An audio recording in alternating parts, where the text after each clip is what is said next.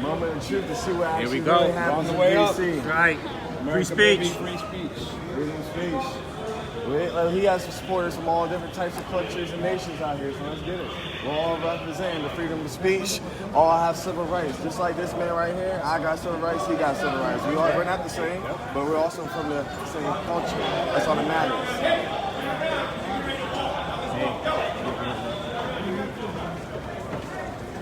Salo, stay close.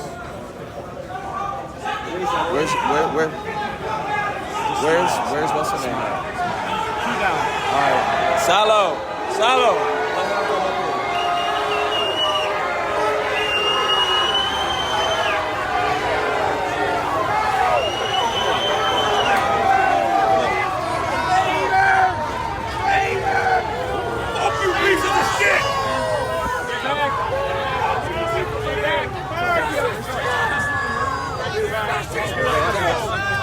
Fucking scum! Hey, back up!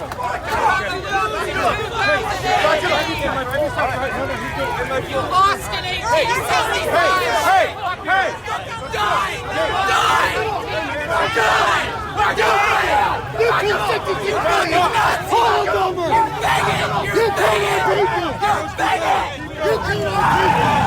Let's go!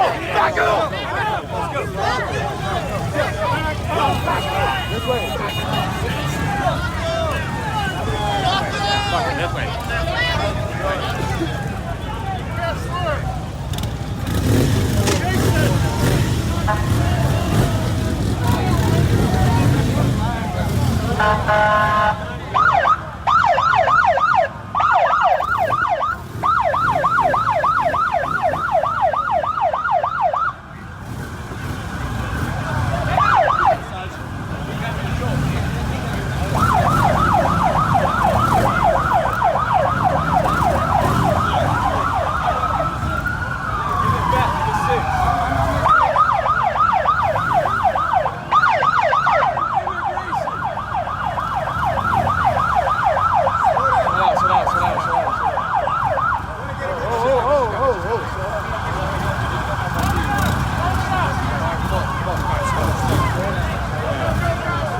If you want to get up there, get in front of him.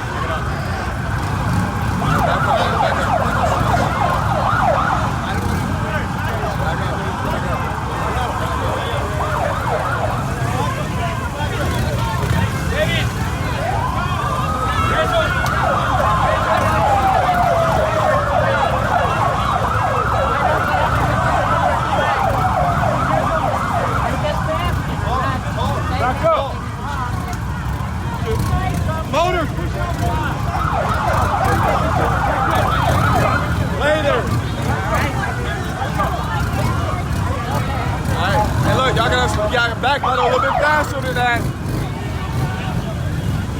Give him 5 foot range, 5 foot range, 5 foot range. Get your 5 feet. Go. Let him get the 5 feet range.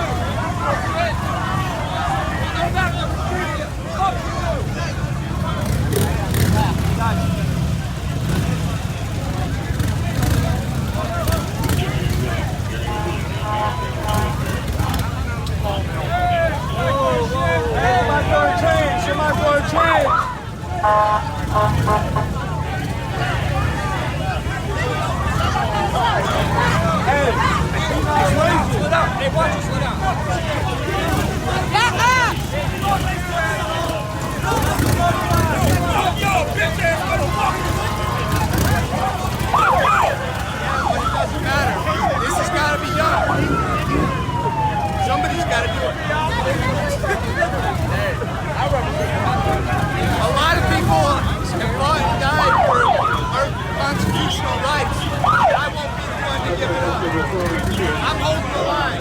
Slow down.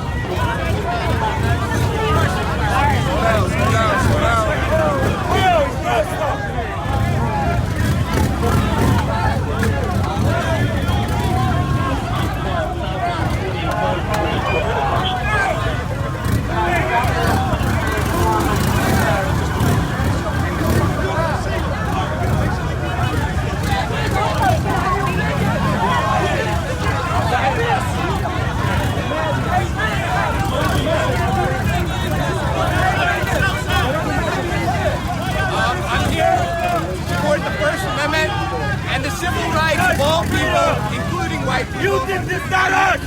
You did this! Jovi, what do you mean? They did this! We didn't do this! This scar on my face, this isn't from being radical, this is from being honest! You did this! You did this! You did this! You're the reason why these police are here! You have no respect for the American people! I didn't do nothing! Why you so jealous, bro? Why you salty, bro?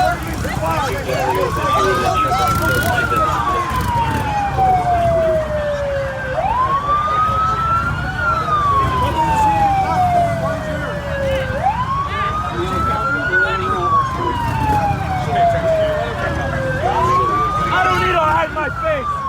I don't need to hide my face!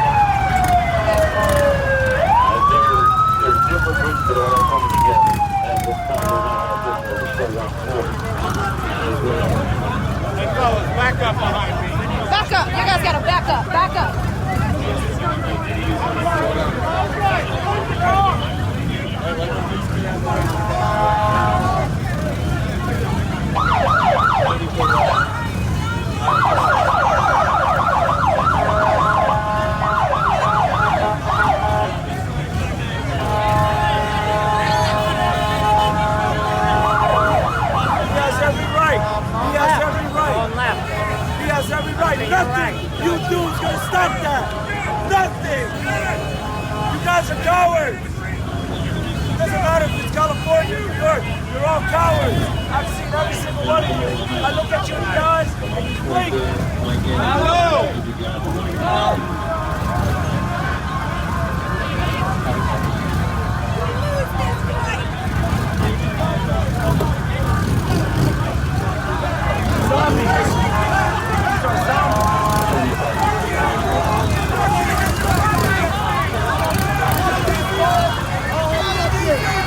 in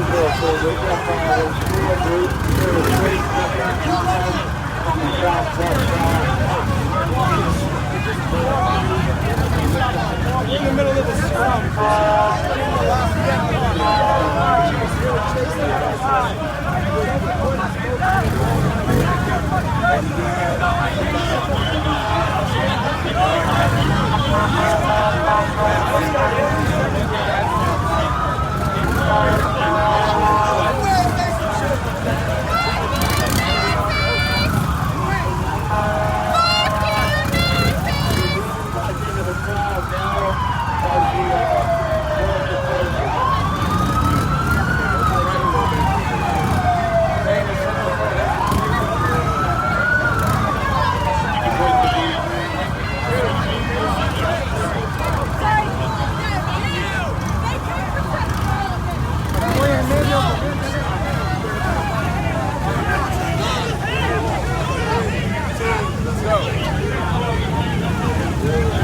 Hey, go get your little friend.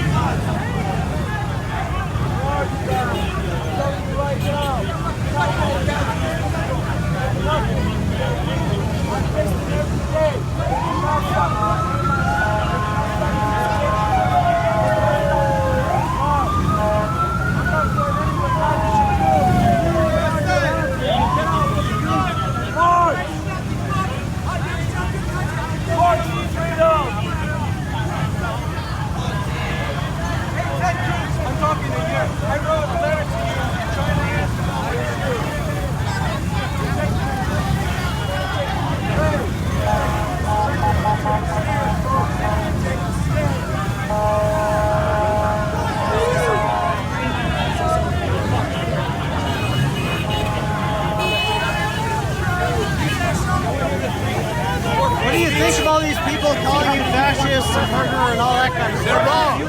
I'm not a fascist. I'm a classical liberal. Free speech.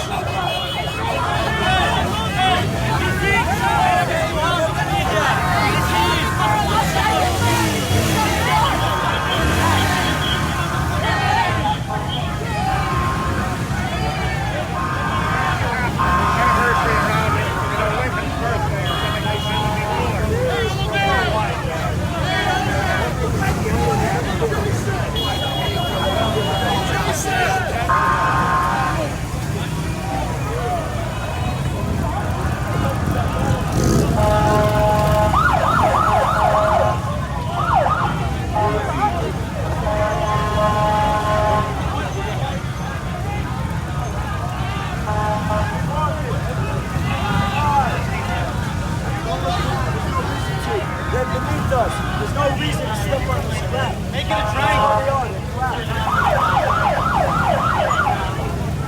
You okay? I'm alright. I'm beautiful. Do you feel safe? How do you feel? Do you feel okay? I didn't get into this to feel safe, but yes, in a way I do.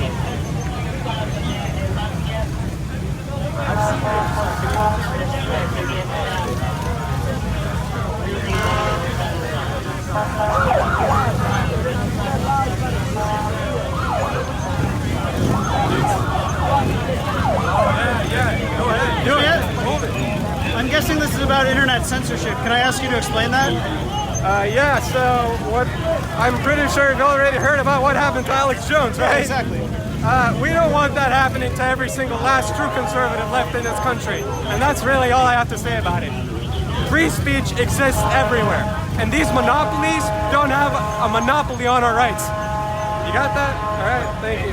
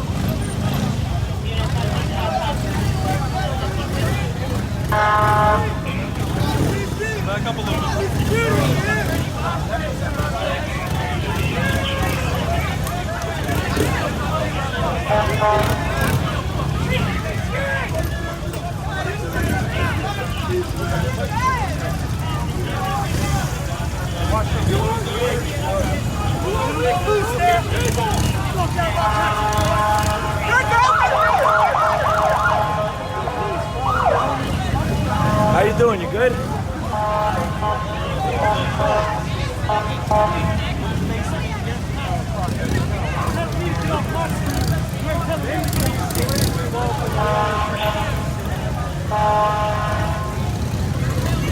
I love those gloves.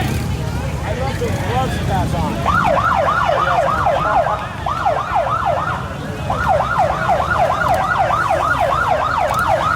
There's a lot of angry people here, but so far the line is holding. The police are very effectively managing to keep them separated with a pretty wide radius, too deep with bikes, motorcycles, and people on foot.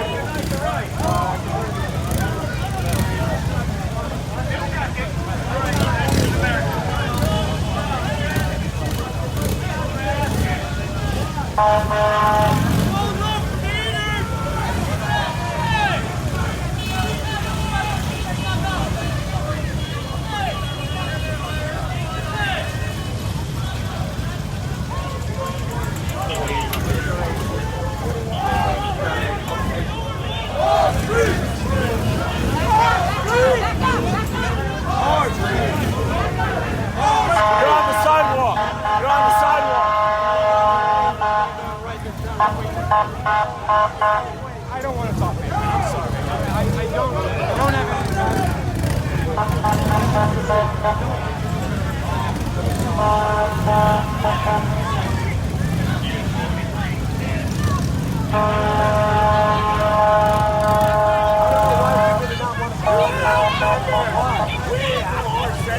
You have nothing. Chicken shit strong! Nazis have custody! DC, baby. Y'all need security over here. Say Nazis! You outnumbered.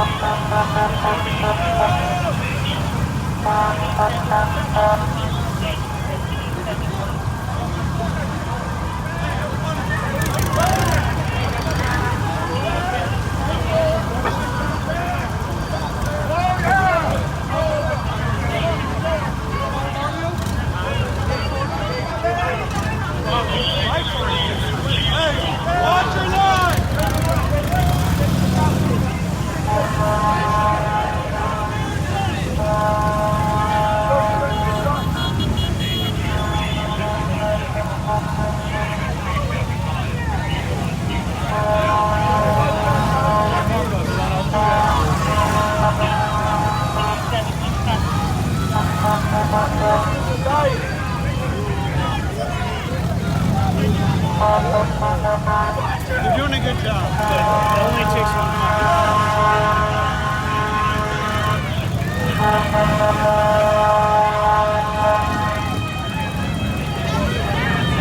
steam from the sewer.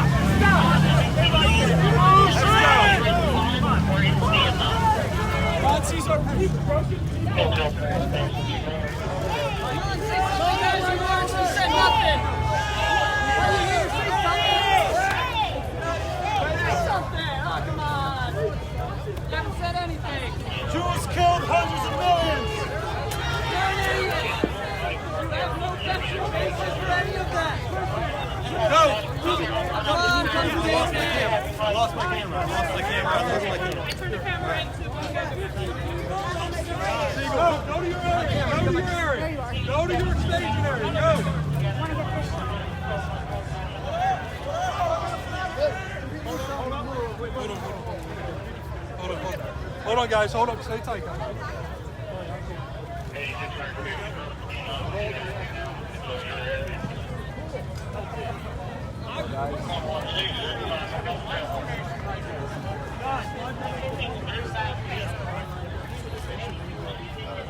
How did that go, Jason? Jason, how did that go? I think they were unfairly maligned. A lot of people, even at my own demonstration, were unfairly maligned because of the radical elements. And and because of the violence, which was the violent element happened because the Charlottesville government wanted it to happen. An independent review by their own independent investigation, led by former federal prosecutor Tim Heaphy, found the city was at fault for the violence last year.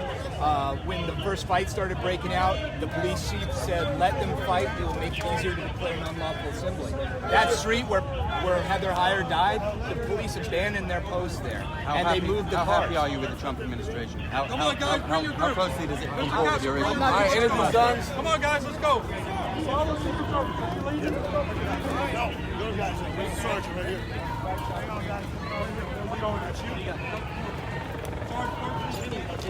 This is the group. You want to follow that guy? Who's telling us who's with your group right now? Mr. Kelsey. Everybody here. Everybody here is good. Is everyone good in your group, sir? Yeah, it looks like it, yes. We just don't want anybody mixed in, that's why. Alright. Make sure you use take a scan real quick and make sure that all these people are actually As far as I know. You see anybody who looks out of place? No. Alright, now let's go. About 5 feet.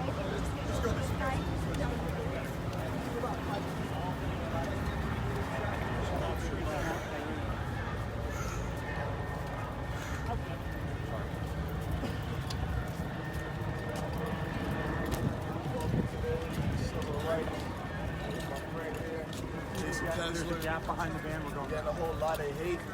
It's not about hate. We just want to make sure everybody has the same right that the next person next to me has. That's all. That is all. Freedom of speech. We have every right to sit here and say what we have to say. This man has every right to sit here and say whatever he has to say. That's why we came to America. That's why we're born here. That's why immigrants come here, so they can have a life of freedom. They don't want to walk down the street and get bombed every day. They don't want to walk down the street and have to worry about IEDs and stuff like that. We sit here, we come out here to defend all this. You can't have a choice. You live in communist countries. You don't have the right to speak. But they have too many kids. Their kids get taken away from them. That's why we were walking today. Because America is great. Well, let's make that great again. I am a man of color, but at the end of the day, I don't discriminate. I know what's right.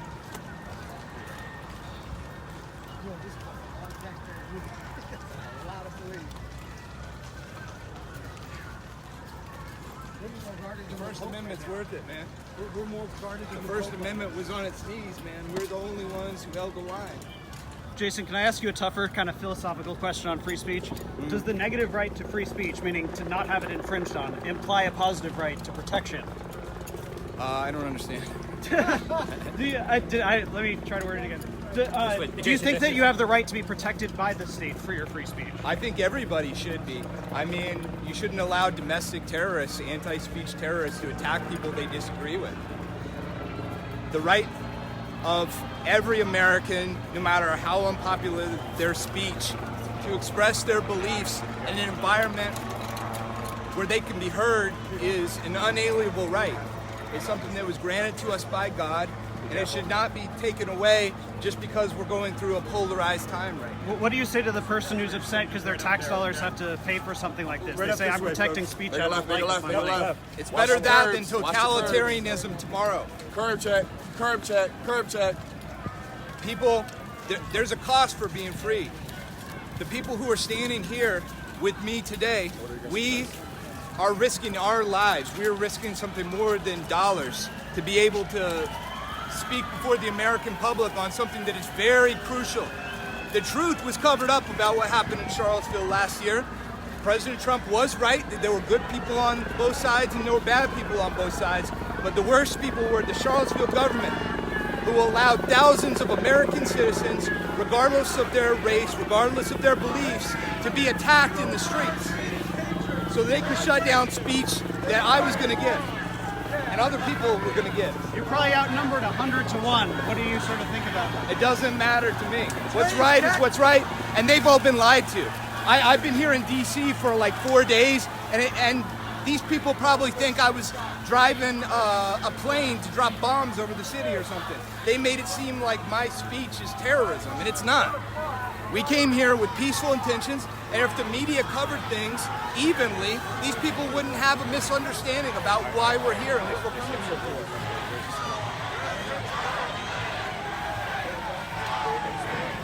Oh, that's a figured you guys could handle it this way. And if you want to do interviews with the media, we're not letting you in, but you can walk up to the fence for that media, right? Media's right over there. I guess nobody's being let into the actual speaking Professor, area. I want you to know, yeah, you have people in our government that support you. God bless you. So the people who are like coming in here, I think that they changed up the rules on us, man.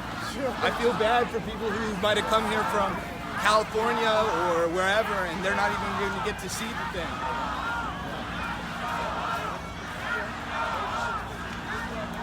That's an infringement of the First Amendment right, too. The right to be heard and the right for people to listen. And they've taken that away. Look, we don't have any of our people here because they won't let them in. Get up on stage. so what's happening? How long is it going to take to set it up? Where's Al? Al, make you good. What happened to Al?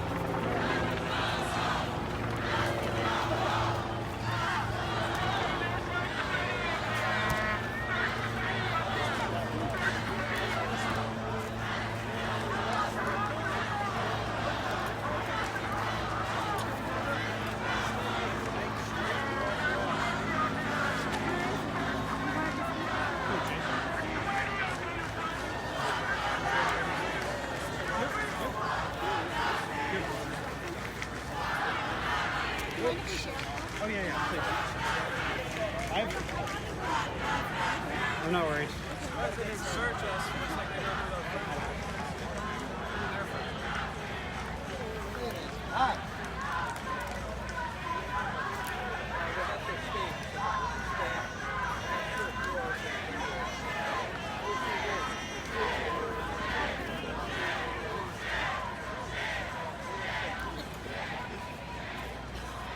One question that's really important to address, I feel like.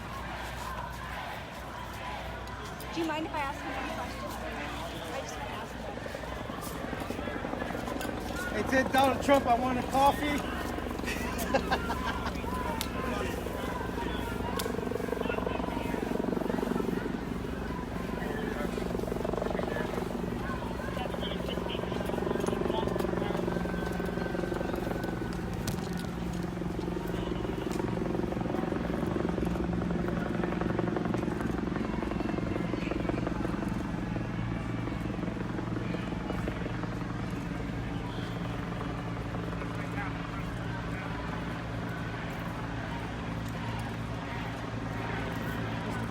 How does it feel to be in front of the White House?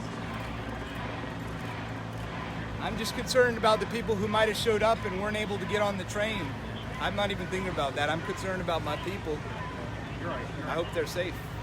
That's what I was going to ask you about. Do you think they'll be able to catch up with you? Have you heard anything? I don't know. I don't know how in the world they're going to be able to come through because they're not going to have the protection that the rest of us did. They're just being cut off.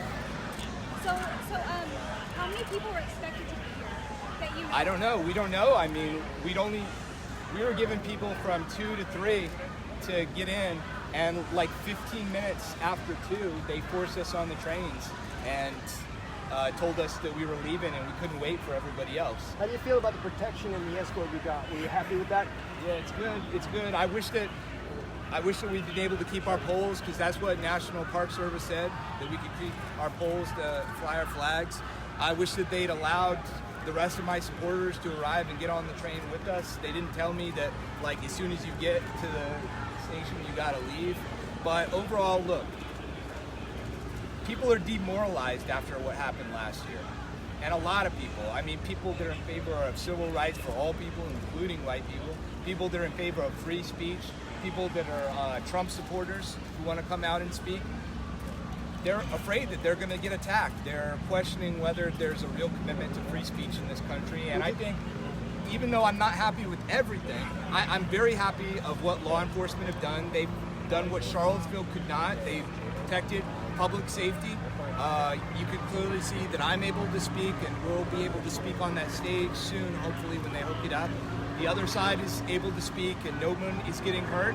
So, as I said from the beginning, that's the number one thing, is I just want everybody to be safe. I want to show that we can do white civil rights and do it in a peaceful way.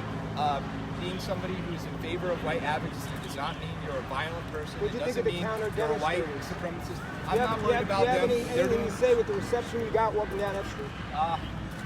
Look, I mean, they're expressing their First Amendment rights, but I do have to say, for people who have all these signs saying no hate and so forth, they were very hateful people, because I saw people screaming, like the veins were popping out of their necks, giving me the finger. I have people of color walking with me, so like if one of my Hispanic friends is with me, they're screaming at him, "You're a traitor." I see white liberals from the city, and maybe from Charlottesville too, coming up to the black marchers and saying, "How dare you? How could you? You turned on us." And these white liberals think that they own people who are not white, and they don't own them. What do you think of the term Nazi? When people call you guys Nazis, where do you think that originates? I don't know. I mean, look, there were some people at the demonstration last year who overshadowed the majority of the good demonstrators with chants like blood and soil, which are obviously Nazi chants.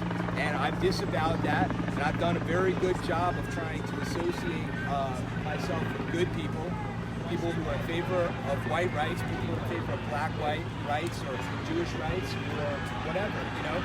I'm not trying to advocate for an ethno state. I'm not in the alt-right. What I'm trying to do is say that just like other groups have advocates, white people should be allowed to have advocates too. That's the way we're going to have an equal exchange of ideas, and we're going to stop thinking that we're talking to monsters when we're talking to other human beings who have legitimate fears and concerns about the future of their country.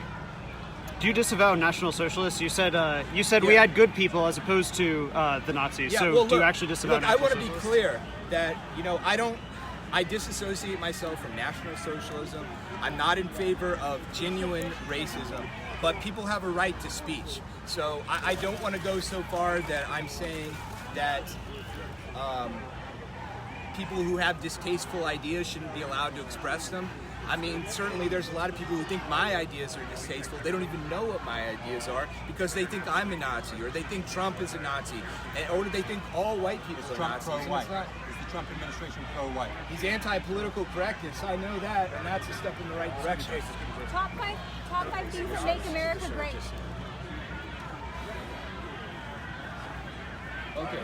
So, Yeah, bring him here. all right, so hold on, listen. It's international, it's local, and everything. Like, when you come in here, they're gonna back above us. Like, this circle is about to get Can I get some water first? All right, so establish your positions now because the press is about to actually shoot us come in here. But establish your positions down because once the press is in here, we can control where they. Who's coming in? All the press. Okay. All the credential press is about to come in here. Come in here. Let me say this. Are you going to be speaking on the stage?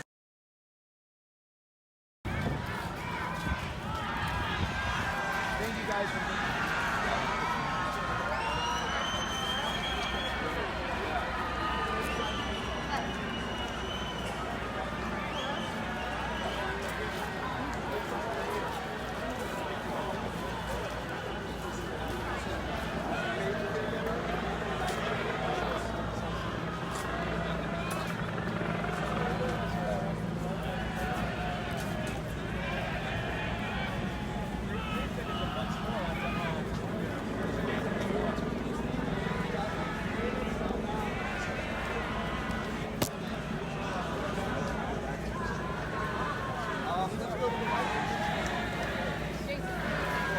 All right, so we're gonna post up in front of the White House, and this lawn right here, all the press go in the grass. You be standing on the bricks. Hey Jason, PBS Frontline, it looks like your movement's totally defeated. There's no one here. How does it feel after Charlottesville? What do you think? I mean, you're all alone. He's not alone. Are you a journalist? I'm not alone. All Man. press on the grass. All I have my press on the friends grass. Don't pass the curb. Don't pass the curb. Get 5 feet.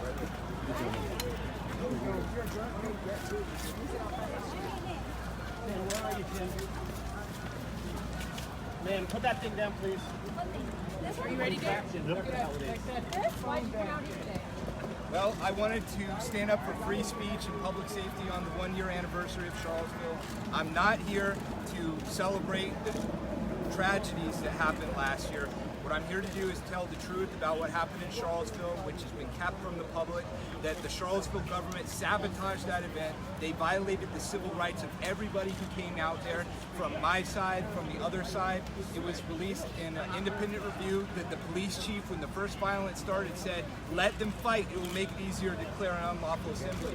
And now people are scared to stand up for their rights. People who are pro-white, or people who are conservative, or people who are Trump supporters, or just in favor of free speech are terrified they're going to be attacked by these anti-speech totalitarians, that they're going to be blamed for it when they fight back. And a lot of people doubted that we could do this and we could do it safely. This is just the beginning. There are a lot of people who would have loved to have been here today, but were afraid for their safety, were afraid for their freedom. It wasn't perfect in the way that it was executed, as far as like we have people who are waiting back at the train station who had to be left behind.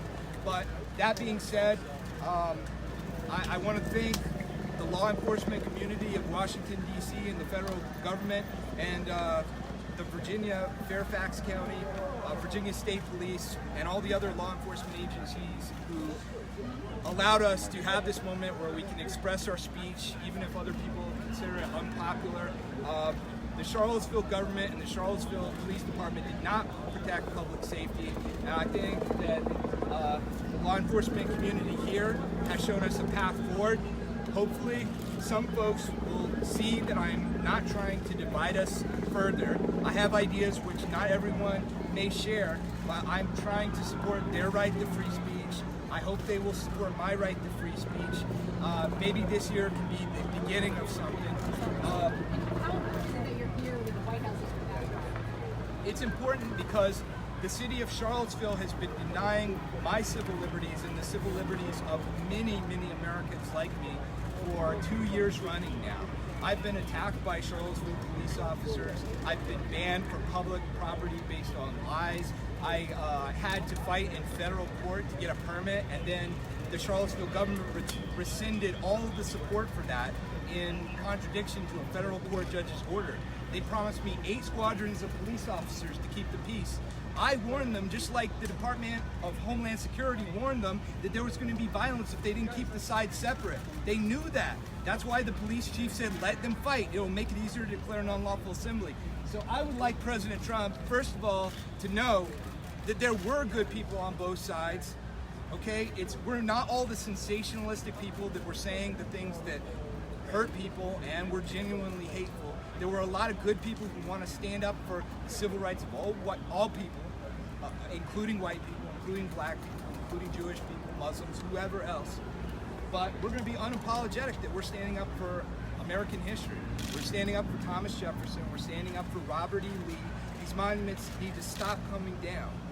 And I want Donald Trump to take a look at Charlottesville. I think the Charlottesville government engaged in criminal misconduct, criminal civil rights abuse, conspiracy to violate civil rights. And I would be suing them now if I could. There's lots of people who would be doing that, but we don't have much money. We are a grassroots movement. The people who are suing us are being funded by billionaires, and they're just crushing us. They're crushing our civil rights. And it's very hard for a real investigation to be done of the Charlottesville government to allow people from all sides to be heard because of the political toxicity of what happened last year and people thinking that people like myself stood for white supremacy when not all of us did. And so I hope that we can begin to take a more nuanced view of what happened in Charlottesville. And I hope people like myself who are standing up for the civil rights of white people can perhaps have a dialogue, a public dialogue with folks who are standing up for the civil rights of black people and Black Lives Matter, or maybe even somebody from Antifa who can stop using violence to shut down our speech. We're not trying to genocide or hurt anybody, at least most of us. I'm certainly not. And let's start to have a conversation. Let's start to really understand each other before we get carried into a civil war. He is not one of the speakers. I thought many things about who the speakers should be, and we had some controversial speakers, and we had ideas for less controversial speakers. I am a free speech absolutist. That's why I invited people who were extremely controversial and extremely offensive last year. That doesn't mean I agree with their ideas, but I think that I'm maturing as a person. I apologize if I hurt people's feelings or made them afraid for their safety, or to think that like we're going to a time where white people are going to hurt people of other races. I'm not trying to say that. I'm just saying that we're in 2018. We're not in the Jim Crow era.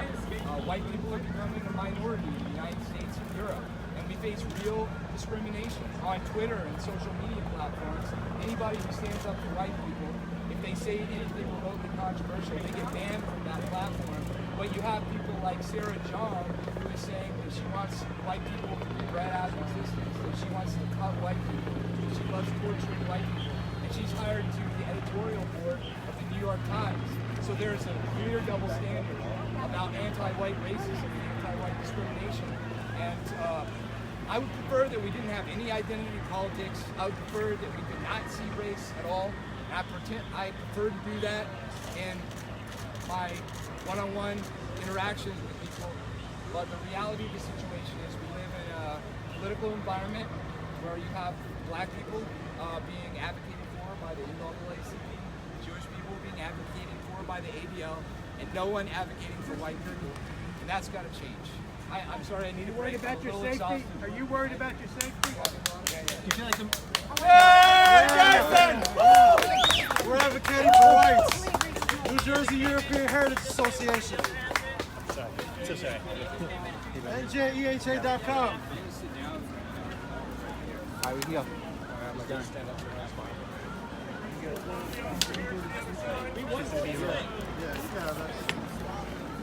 Bring the other ones in. This way.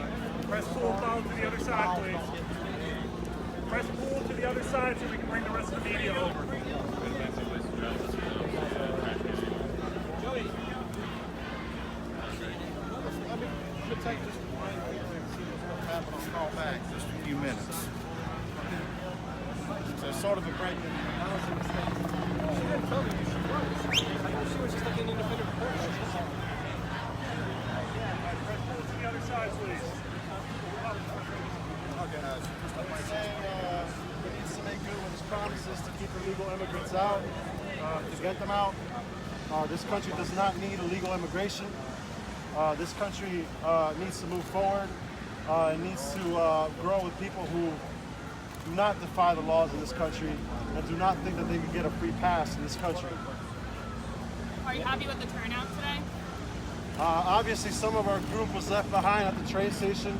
There was a blatant, coordinated attempt to keep more of our supporters out of here. There was also a coordinated attempt to keep our flagpoles out of here. We all had flagpoles, which we were told were okay, and they were left at the train station when we boarded in Vienna. And obviously we have other supporters that got left behind. This is not all of us. Unfortunately, this is the low number of people that made it here. But we believe and we know that there are more people out there. If you are in the New Jersey area, New York and New Jersey area, we are the New Jersey European Heritage Association. And we are here to support, like I said, the rights of European Americans who are being silenced, ostracized, polarized. This is why I'm wearing a mask, because our careers are threatened, our families are threatened, our livelihoods are threatened by enemies of the Constitution, enemies of the American way of life that our ancestors fought so hard to support and so hard to maintain. It's okay to be white. White lives matter too. Are you worried at all about your safety here today? Well, I think the Metro Police has done a fantastic job of keeping us safe. I'm not worried at all. I think that obviously they know who's on their side, and obviously they know from the hostile crowds that so openly opposed us on our march here. They know that we're here to support them and that we're here to support the lawful American way of life, which is the way of life that our European ancestors fought and died for and spilled blood for, American patriots who founded this great nation, who cared about this country, who cared about the future of their children, they do the same thing. We are just carrying on the legacy of those forefathers. Thank you. Thank you. Okay, guys, follow this officer back to the other side of the press pool, please. Hold on.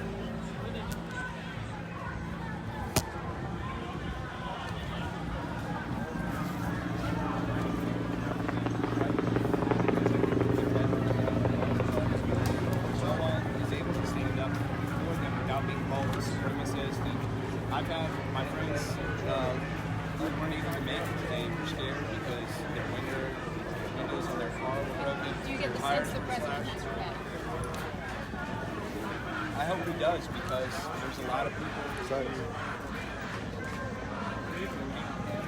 me and hate free speech, and I'm not trying to hurt anybody. I'm trying to stand up for my people. I'm trying to stand up for all people. We stand up for free speech, and I think that's something that everybody should be able to get behind. Do you need the president's support in what you're trying to accomplish? I would like President Trump to look at what happened in Charlottesville last year. The Charlottesville government sabotaged that event. They wanted people to get hurt. They violated a federal court judge's order, and they worked with Antifa groups who were blocking the way into the park, who were armed with weapons and were attacking people. There were supposed to be 8 squadrons of police officers to keep the peace. They rescinded all 8 squadrons. There were supposed to be 200 cops in the back of the park. They didn't show up. When the first outbreak of fighting started, the police chief said, let them fight. It will make it easier to declare an unlawful assembly. That was in an independent review. That wasn't something adjudicated by the media or adjudicated by Black Lives Matter. That was an impartial investigation, and it wasn't my people who were at fault. What do you need the president to do to accomplish? I think that the Charlottesville City Council should be prosecuted. They engaged in a conspiracy to violate civil rights, and a lot of people got hurt and people died because of it.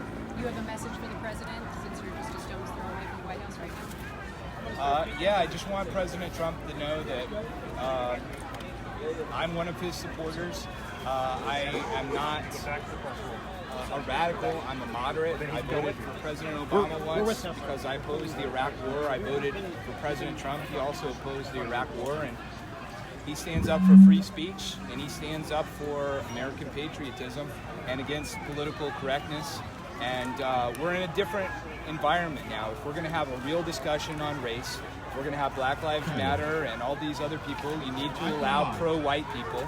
I'm not saying that the voice of white people should be Nazis. The way to counter Nazis and extremism and violence is to allow moderate people with legitimate grievances to have a seat at the table and not censor and silence and demonize people. And to those who say they look at this group and you as a group of neo-Nazis marching in front of the White House and protesting in front of the White House, what do you say back? Absolutely not. I mean, I was marching like 2 miles here with black people, with Hispanic people, with white people. And these are folks who know the real me. I'm not the person that has been tried and convicted in the media. I am a human being, and I am not a racist person, I'm not a hateful person, and I support everybody's rights. I picked a very difficult battle, which is standing up for white people, and I think there's a history with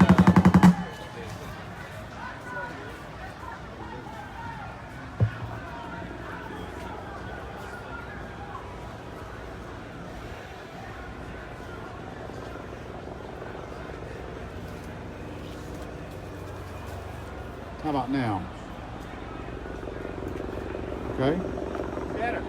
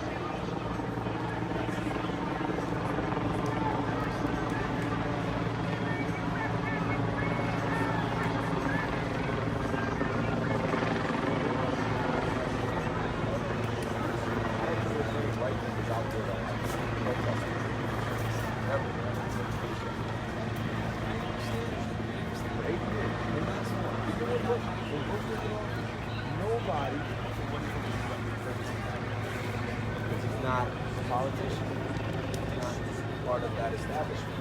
What is he part of? Well, he's a business. So what? Did you understand the backlash to some of his ideas, to some of his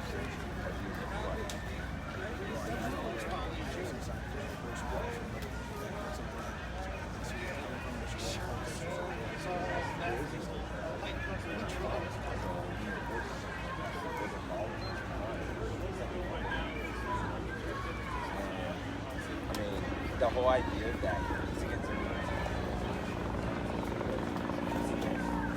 Hello? No sound? Sound on the right-hand side. These two problems will be enough. I would let's not worry about those. Let's just use these two. We'll just space them around that way.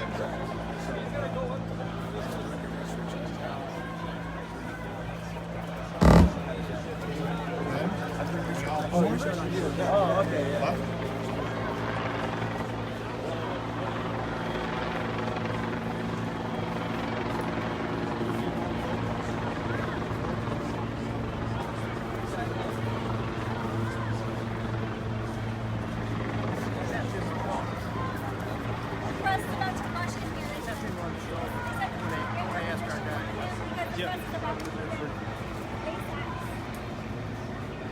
So those speakers are off.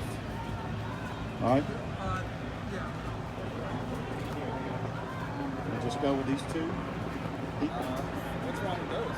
These two are working. This one we can't get it working. We don't know where the connect.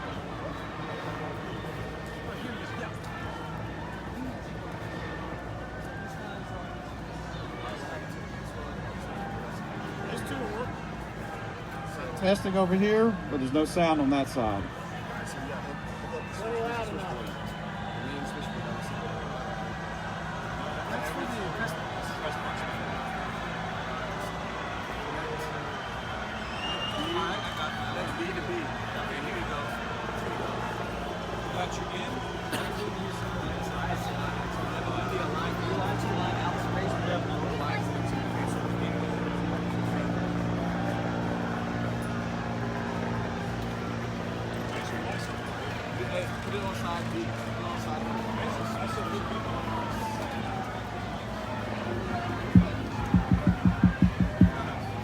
Testing, 1, 2. Testing, 1, 2. It's a full camera. It's a full head on camera going out all network. Testing. I'm not going to block. You blocked us last time. I'm sorry. I won't this time. I promise you I won't this time. Stay away. Okay. Just Testing. Okay, I'll figure out a way to fix it. One person told me not more than one person, so I thought I got out of their way. I swear. If you tell me, I will try to fix it. We're telling you. I know. I appreciate it. Don't get tough with the lady, okay? I'll get tough with you. 1, 2, 3. Testing. I know you don't. That's why. I'm going to get very low. I am. This is the full camera. I want that out of the way. Yes, Hey, press. I would like all respect, dude. This is a peaceful process. Everybody has a right to their own camera, so please be respectful for every other camera around you. That would be great, okay? Hey, what's your name? Brandon Watson. Brandon Watson. Why are you with Jason Kessler? I'm actually here for my own rights, for freedom of speech. Like my man here, it's for freedom of speech. If you give me 1 second, okay? Just give me one. I'll be right back. Okay.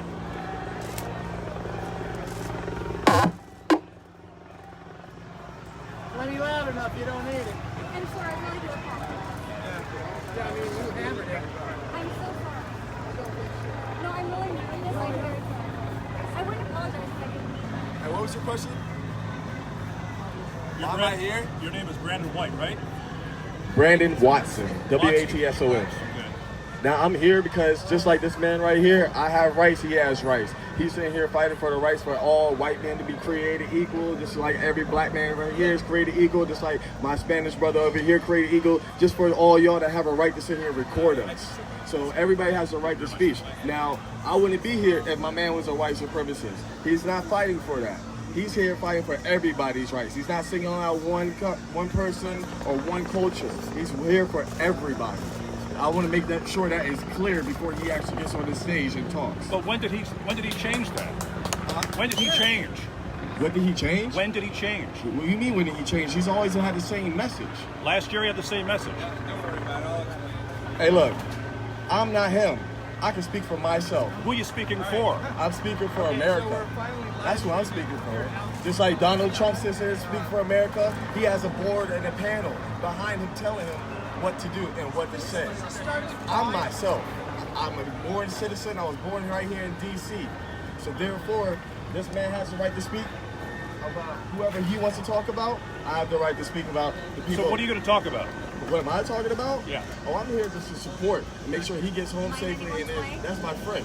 Like, I actually know him. That's okay. So you support a white supremacist? No, he's not a white supremacist. There's Jason Kessler.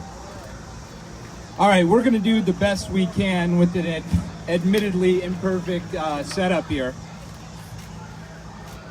My name is Jason Kessler. For those who don't know me, many of you are going to be watching this at home rather than here in the park. I organized last year's Unite the Right rally, and I organized this year's rally. And I'm going to tell you why I did that. But first, I would like to make a few things clear. I am not doing this to disrespect the memory of people who were hurt or who died last year. My condolences are with the family of Heather Heyer and with the families of the 2 Virginia State troopers who died in the helicopter accident. I thank them for their service. Second, I would like to thank the law enforcement community of the Washington, D.C. area for protecting my free speech rights and, by proxy, the free speech rights of all Americans. Yeah. This has been a very weird and imperfect process, and I think hopefully we'll do more demonstrations in the DC area in the future and learn how to work together better. But the main thing is, so far, I'm not aware of anybody being hurt. Everybody's safe. That was my #1 priority. My second priority was to uphold free speech, because I think a very dangerous precedent was set last year for a number of different reasons. I did not want to allow the tactics of Antifa using violence to shut down the speech of people they disagree with to work. And that's one of the reasons we don't have more people. There were a lot of people who were at last year's rally who are very scared this year. They felt like last year they came to express their point of view. They were attacked, and when they fought back, they were overly prosecuted. And the Charlottesville government refused to prosecute the Antifa side of the violence. Jason, they came with... The way that this is going to work is I'm going to speak first a little bit. I'm going to answer some common questions that the media and the folks at home might have. Then I'm going to talk a little bit about the civil rights abuse that happened last year in Charlottesville and the facts that were kept from the American public. Then some other folks are going to come up and they're going to speak. They're going to speak on the topic of white civil rights and the fact that white people should be allowed to have advocates and to advocate for their civil rights just like other racial groups are able to do already in this country. Some folks are not even white. They're going to come up and speak about the benefits of tolerance and talking to one another rather than attacking each other. They're going to talk about a lot of different things, but not all my speakers were able to make it here today, unfortunately. Let me just tell you guys a little bit about the day I've had, which was kind of crazy. First of all, I had people attacking me left, right, and center. And we had a guy who was going to be driving a bus for us, and we didn't know who that guy was, evidently, because we showed up and he wasn't there. There were a lot of sketchy characters there. So we ended up getting to the train station a little bit early. And we weren't told by law enforcement previously that as soon as I arrived, we had to go. So I apologize if people got left behind. We were supposed to have the train station open from 2 to 3, and a lot of people may have traveled from all over the country and got left behind there. Okay, so I'm going to give 2 speeches. The first one is about the civil rights abuse that happened last year in Charlottesville. I'm going to let the other guys speak, maybe even some people who weren't even thinking about speaking. But we've had to fill in some gaps. Some of our speakers had their tires slashed on the way in and got waylaid.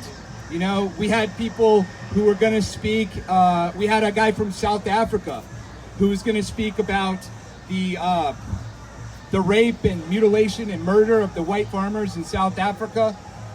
And all these friends in the alt-right told this guy not to come. A lot of these people who are tough guys, wannabe Nazi types said, don't go, it's going to be a shooting gallery. You're going to be hurt if you go. Well, all right, tough guy Nazis. I'm not a Nazi, I'm a moderate, and I'm standing here while you're in your mommy's basement. All right, so what happened last year in Charlottesville was that I organized the Unite the Right event. The purpose of the Unite the Right event was to say that white people deserve to be able to stand up for their rights like other people are able to do. I think the tearing down of that Robert E. Lee statue was symbolic of a replacement that is going on in the United States, where white people are being guilted for slavery and war and all these things that every racial group on the planet has engaged in, but they're saying tear down Robert E. Lee and tear down Thomas Jefferson. They're not saying tear down the Great Wall of China, which was built with slave labor. They're not saying tear down the Mayan and Aztecan pyramids, which were built with slave labor. It's only white people, and it's only our countries which have to be flooded with too many people to the point where the host populations don't exist anymore. I'm not a white nationalist. I've never claimed to be a white nationalist, okay? But I'm okay with sharing this country with people from around the world.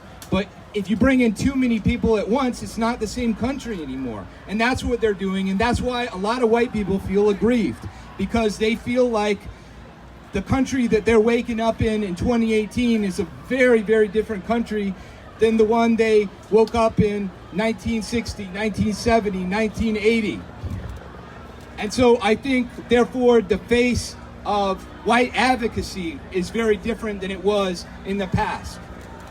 A lot of folks are deliberately misconstruing white identity politics today as something that's endorsing the KKK or neo-Nazis. And I think, in fact, there are a lot of people in the alt-right who are encouraging that by trying to be these cartoon Nazis and deliberately stupid and hateful.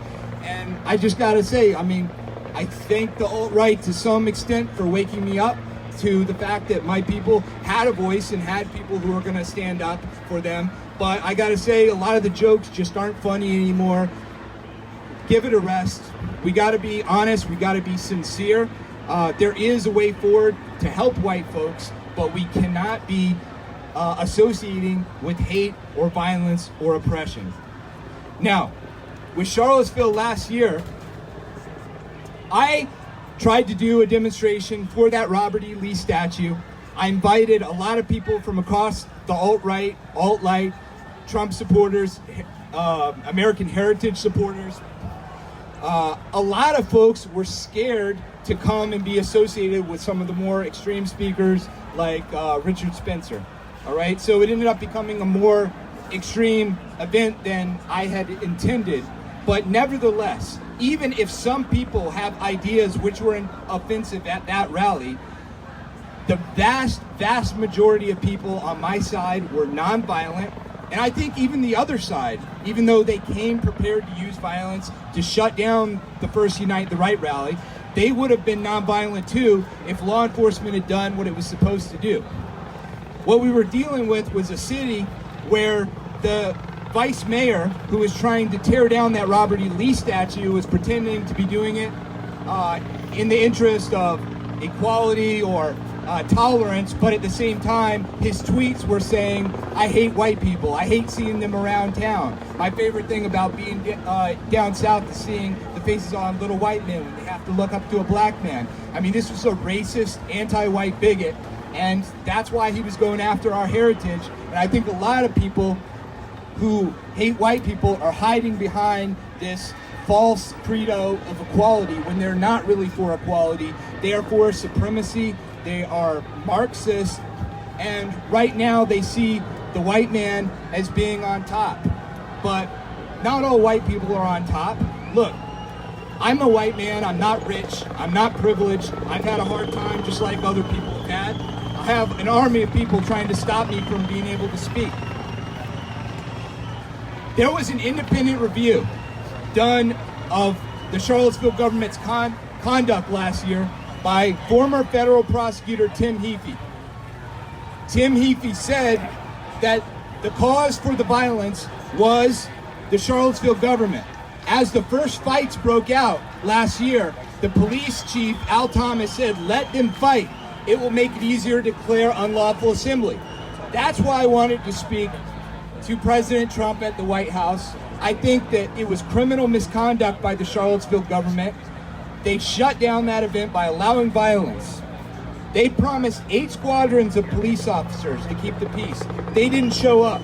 They promised 200 cops in the back of the park. They didn't show up. They promised cops at the front of the park. They didn't show up. And in fact, when the violence started, they were allowing people to ride in the streets, point rifles at people in cars, attack cars, and I think that that's part of why people lost their lives last year. All right, so I'm going to give another person an opportunity to speak right now. Who would like to speak next? You want to? Not ready, George? So one of our speakers, hey, any of the other people who are scheduled to speak, you want to come up and get your opportunity? Charles, you want to come up here? Jason, would the people who attacked DeAndre Harris represent your rally? Were those people there for it? DeAndre Harris was a miscarriage of justice. DeAndre Harris attacked an innocent man, and that is clear. DeAndre Harris was with a group of people who, look, these were black guys who were taken advantage of by racist liberals. Because these Antifa, what they did was they came equipped with weapons like mag lights and portable flamethrowers, and they gave it to these black guys so that they would attack people. That's what DeAndre Harris and Corey Long said when they were in court. DeAndre Harris and Corey Long were attacking people with Confederate flags. They were stealing them and lighting them on fire with portable flamethrowers. DeAndre Harris took a mag light, and while DeAndre Harris's friend grabbed a Confederate flag out of his hand, DeAndre Harris whacked an innocent protester across the face with the mag light. I'm not saying that the violence done to DeAndre was proportional, but it was clear that DeAndre started that violence, and that parking garage incident would not have happened were he not a violent individual himself. And further, it shows the civil rights abuse that's happened in Charlottesville because we have something called the 14th Amendment, and the reason that they implemented the 14th Amendment was because at the time, after Reconstruction, they said that a black man should not be hung for something that a white man would not be hung for. In Charlottesville, it's the opposite. A white man will be hung for something a black man would not be hung for. DeAndre Harris's buddy fired a flamethrower at my crowd of people. Six people attacked the man in a parking garage. Corey Long, DeAndre Harris's friend, fired a flamethrower at a crowd of people. If I had done that, I would be in a penitentiary for the rest of my life. But he got disorderly conduct. He got a little slap on the wrist. And DeAndre Harris said, get that flag. And when Corey Long grabbed the flag out of the peaceful protesters' hands, DeAndre hit him across the head. I don't condone the violence that was done to DeAndre Harris, but I think he had a GoFundMe and he did very well off of that. He got himself some new sneakers and a rap video, so good for him. I mean, he got something out of it. He attacked one of my guys, so it's a little hard for me to have sympathy for him. But look, I don't condone political violence. I disavow political violence. And I'm sorry that Mr. Harris got hurt. I'm sorry that Mr. Harris's victim got hurt. So I'm going to let my next speaker up. Charles Edward Lincoln is a civil rights activist from New Orleans, where they've also been tearing down Confederate history. They've been tearing down Confederate statues. And instead of backing down and allowing history to be tarnished and smeared, Mr. Lincoln is one of the few people like myself who's fighting back. He's filing lawsuits against the city of New Orleans and the opportunistic Mayor Mitch Landrieu. So I'll allow him to talk about that. Mr. Charles Lincoln. Jason, thank you so much for having me. I have a rather complex background and a rather complex agenda here. I don't even know exactly where to start. I'm not used to speaking on a microphone, I'm sorry. But I guess first I need to apologize to every one of my former colleagues at Harvard and the University of Chicago and Tulane University who are undoubtedly very embarrassed to see me up here on this stage. I have been well educated enough to know that the vast majority of the power elite in this country is totally corrupt. And this is part of my agenda here today, is to talk about that total corruption that comes from the power elite based in the Ivy League, based at major universities throughout this country, that is trying to destroy everything that was ever good about the United States of America. One of the things that was best about the United States of America was, in fact, the Constitution and the Bill of Rights. There's no doubt about that. Our freedom was precious. Our freedom is no longer really at issue at all. We live in the most, one of the most repressive, I mean, there's still North Korea, there's still Saudi Arabia, but we live in one of the most repressive and controlled anti-freedom countries in the entire world today. And it's worth comparing, it's worth thinking about the comparison. Which country was freer? The United States in 1860 or the United States today? That may seem a strange question to you, and especially the mob of people who's been beaten into a media frenzy by this whole concept that we're all Nazis out here. I mean, I deplore that concept. I ridicule it. I think it's a show. I think that this whole thing is bizarre beyond belief. But let's think for a minute about real freedom. Even counting the existence of chattel slavery, which country was freer? United States in 1860 or the United States today?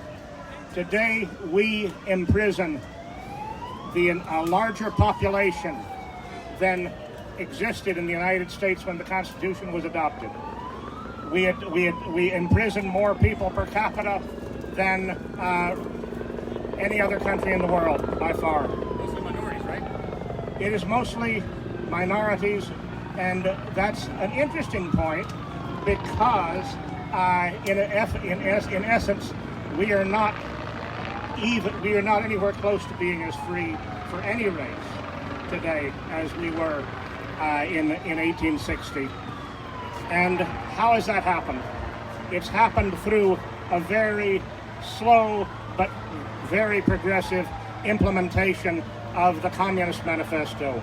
We effectively live in Karl Marx's dream country today.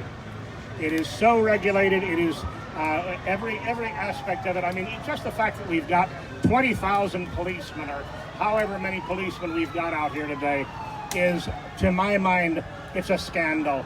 It's exactly what Benjamin Franklin was warning us when he said, any people who will trade a little security for all their freedom never deserved to be free. I may be quoting that a little bit wrong, but the point is this whole situation is we have traded our freedom for our security. Now, how did the transformation take place? The transformation took place right where Jason Kessler was talking about. The transformation took place with the immediate post-war amendments to the Constitution in 1865, 1866, and 1868. That was the beginning of the trade-off. That was the beginning of the trade-off of security, and not just physical security, but economic security for liberty. And the implementation of the 14th Amendment through the courts and through the Congress is what has led us to where we are. One interesting thing about the 14th Amendment, Jason didn't quite represent exactly what the 14th Amendment did. It wasn't just supposed to be it is not articulated as a race-based amendment to the Constitution. Neither is the prohibition on slavery, except as punishment for a crime. Does anybody doubt that the 13th Amendment is what really gave rise to the prison industry in the United States? Does anybody doubt that it is the 14th Amendment that has created a situation where the courts can use the concepts of race to divide people against each other? In New Orleans, what we've seen is we have seen the former mayor, Mitch Landrieu, and now the current mayor, LaToya Cantrell. We have seen them use the issue of the monuments to create a kind of racial tension that never in my entire life existed in New Orleans. New Orleans was always one of the most peaceful, friendly, multicultural, multiracial cities in the United States. That was never a land of hatred. And the black people and the white people of New Orleans cherished our history and enjoyed it tremendously. Now they have set up a situation where they denigrate the past, and yet they set it up as basically another communistic welfare program where we're advocating you will be better off if we destroy all these monuments. You will be better off if we forget history. You will be better off if we don't really understand the Constitution or what was at stake in 1860 to 1865. This is what we need to talk about, the real constitutional issues and the real tensions that existed. Now, let me just say that the real struggle of inequality right now is not black versus white. It's not Christian versus non-Christian. The real struggle for inequality right now is lawyers versus non-lawyers. And I say this with some authority. I am a disbarred lawyer. You'd find it out immediately if you Googled me, so I'm telling you right now. I'm a disbarred lawyer because I have been fighting for civil rights for people who aren't supposed to have any, namely white people. Who ever told me that? Judges have told me that. FBI agents have told me that.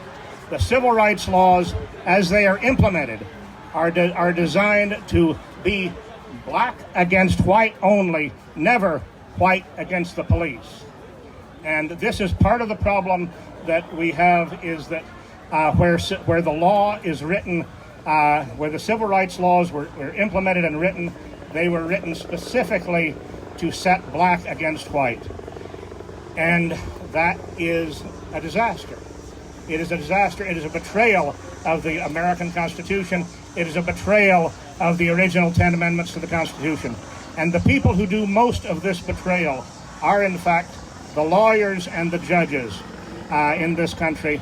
And so I have 3 programs that I want to introduce to you and I advocate today, and then I'll step down. Those 3 programs are: we must abolish judicial immunity. because right now judges can get by with violating your rights and your rights and your rights, everyone's rights, and there's nothing you can do about it. In essence, what we need to do is we need to restore power to the people by having decisions made not by single judges, but by juries. It was the original concept in this country. It is an ancient concept of the Indo-European people. The concept of judges basically comes out of the Bible. It is a concept, Moses appointed one judge for every one of the 12 tribes of Israel, and it was a Middle Eastern model. We need to go to the European model of community decisions implemented by juries. 12-person juries are probably not even adequate. Maybe we need to go to a larger system of juries. The old New England townhouse, town council had judicial functions. The Viking Althing had judicial functions. Until very recently, England preserved part of this by the final court of appeal in England used to be the House of Lords, a group of elite decision makers. Thomas Jefferson originally believed that the constitutionality of any issue should be decided by the Senate. We need to go back to those issues.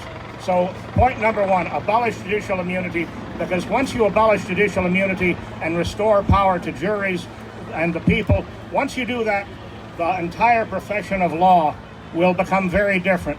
It will become a class of specialists instead of a class of parasites. And right now, it's the lawyers who are controlling and perverting everything for their profit. And I say this as a proud former lawyer. Now, the second issue I want to point out is what Jason mentioned about how everybody in the right, from Trump on right, and I consider Trump a very moderate president. I don't consider him radical at all. I do consider him the best president since Ronald Reagan. I don't see how a conservative could think otherwise. But he's not a radical conservative by any stretch of the imagination. Now, but he's attacked. There are people in the press here giving me dirty looks because I'm saying he's not a radical conservative. It's hilarious. In any event, the point is that they want to not so much silence us as make sure that no one listens. That is the big thing. The internet is the public forum of today. This park is a very bad place to try to share ideas. The internet is the place. So when Amazon, Google, YouTube are taking people down because of their participation with Jason or even smaller groups, I mean, Aviale Horton, who should have been here, Sean Donahue, and then, of course, everyone's shocked because a big name comes down, Alex Jones.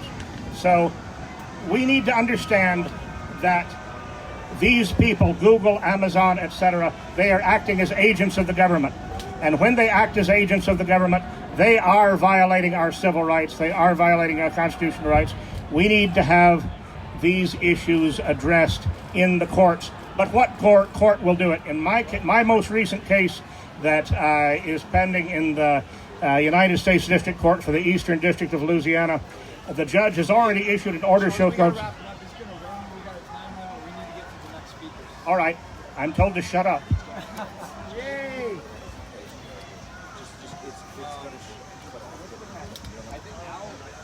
Hello, everyone. My name is Al Stankard. Al, just let me say one thing real quick.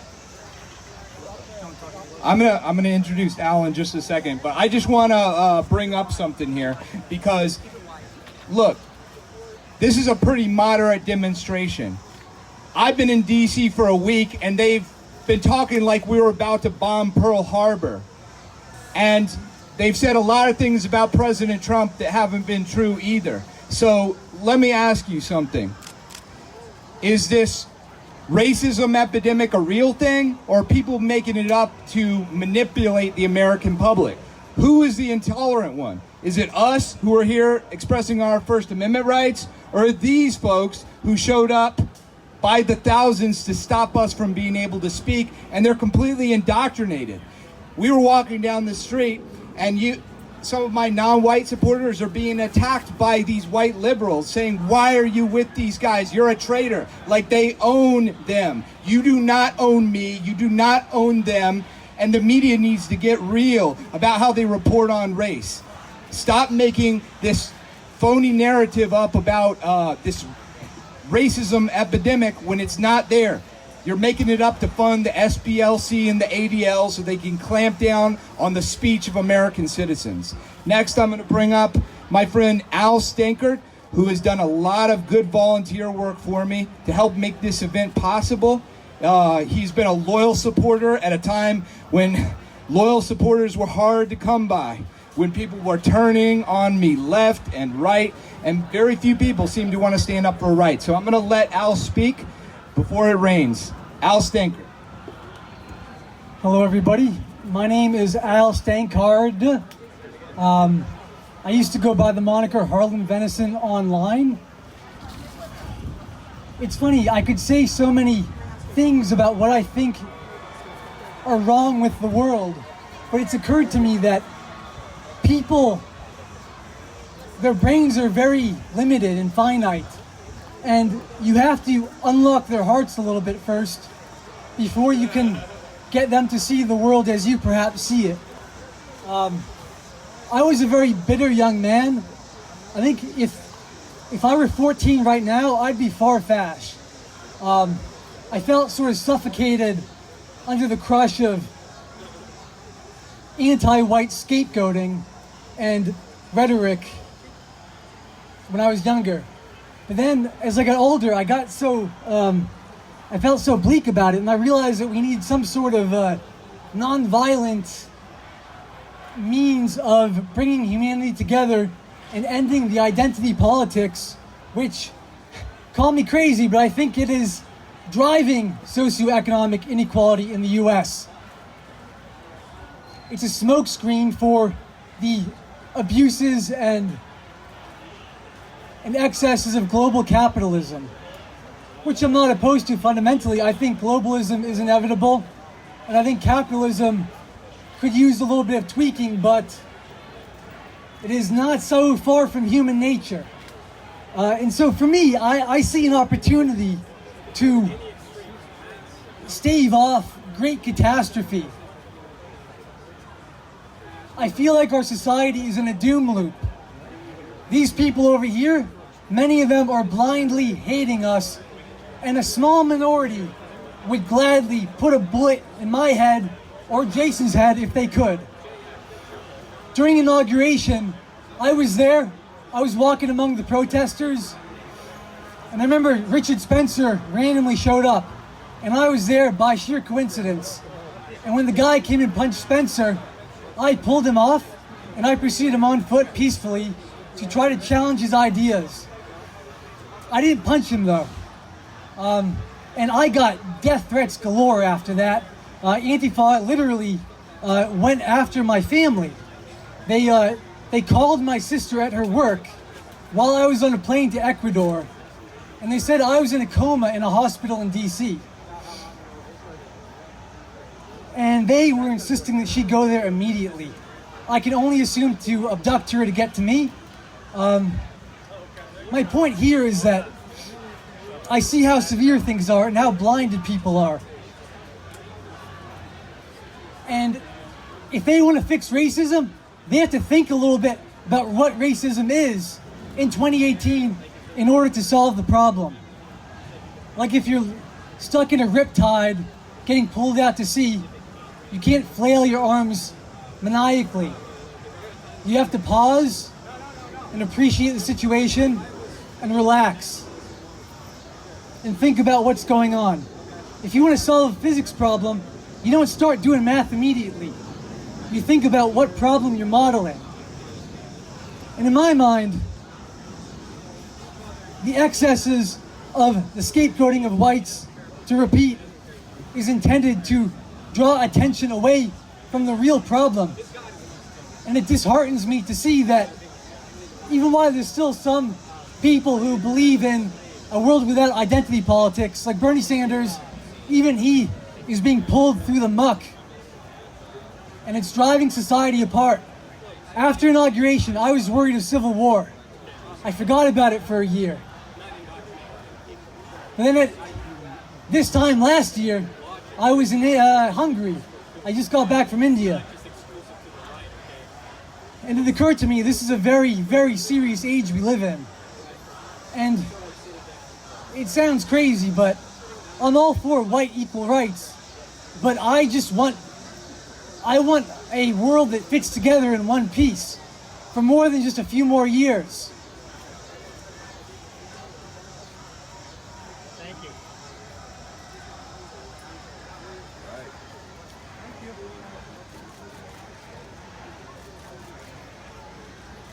And these people have to pause and think about what we're ultimately trying to change.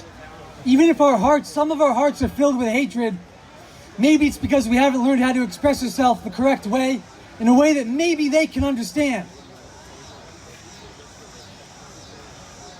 I'm not a nationalist, I'm not even alt-right, to be honest. I believe that the scapegoating of whites is inaccurate on several levels.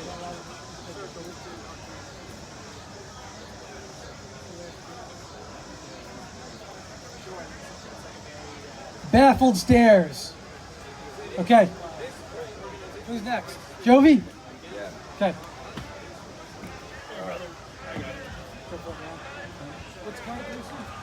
Yeah, hello. I'll do the name.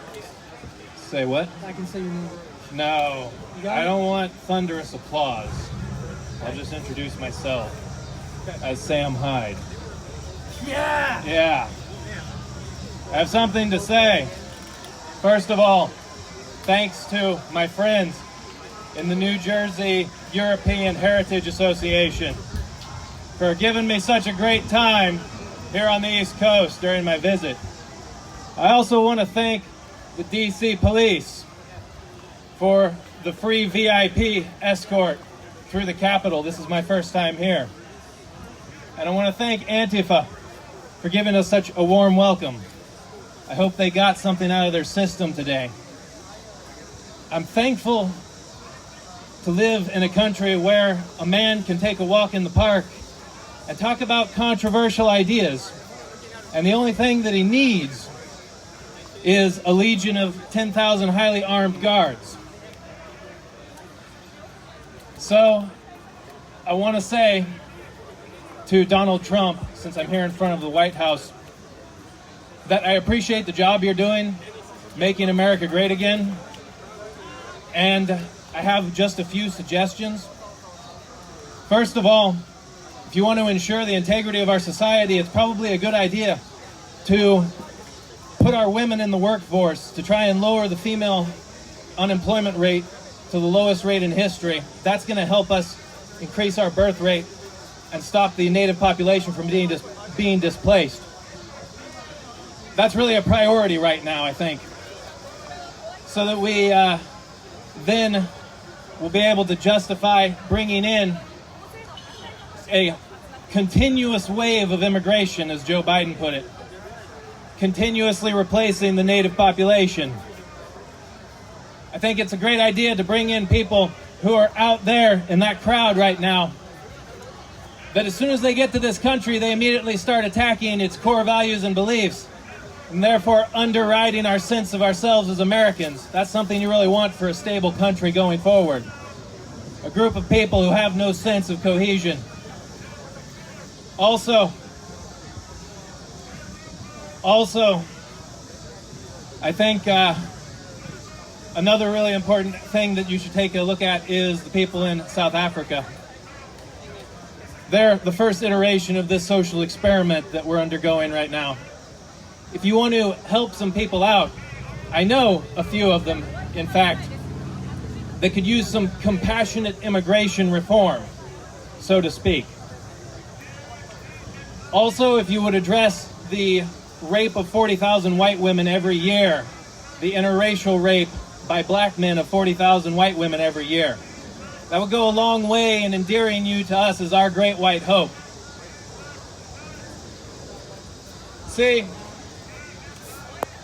I'm not a capitalist because I can't see the logic in what this system is doing to my people. And I'm obviously not a communist because of the people out there and what they're doing to my people. And Jason Kessler brought us here together to talk about love. And I do have great love for my people. Some say that I have hate for other people because they think that gives them an excuse to persecute my people by claiming that we're hateful for protecting our heritage and protecting the memory of our veterans that they're trying to erase. That's another thing that's really important. If you want people to fight for your country and protect it, what you should do is dishonor the previous generations of men that were drafted and had to fight and die for this country. You should dishonor those veterans so that then those of us who fight for the country in our generation can look forward to the disrespect and the displacement of our people in the future. That's going to create a really strong national character, I think. So if you could look into those few things for us, dear Mr. President, I think that that would help us out a lot. I appreciate your time. I appreciate the resources and effort that were spent here today to give us this opportunity to talk about important things. May I ask when you say... And with that, I bid you all good night. May I ask you, when you say your people, what do you mean? Excuse me.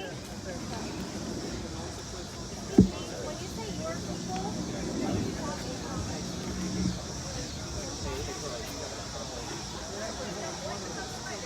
how's everybody doing? Great? Media? Everybody? Look, I came out here to stand up for free speech. I will always stand for free speech. Not only will I stand for it, but I will fight for it. I don't care what race or religion you are, you have every right to speak in this country. But Jason made a valid point. There is a problem going on right now in America when people like him are being attacked when he wants to peacefully assemble in this country. Why? People are afraid of a country being predominantly white. I am here today, but I said to myself, if every speaker on this stage was white, why should that bother me? Why should it bother you? I don't need to tell you what race I am. I don't need to tell you what gender I am. There's only two, of course. I don't need to tell you what religion I am. I'll tell you one thing, though.